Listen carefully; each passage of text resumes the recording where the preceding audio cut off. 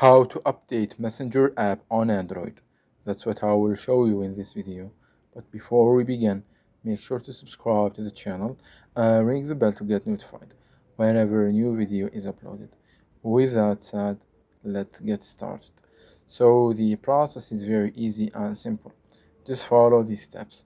Go ahead and open up Play Store. And once you do that, navigate to Messenger app. Now, as you can see, the button next to the Messenger app used to say install, but now it says update.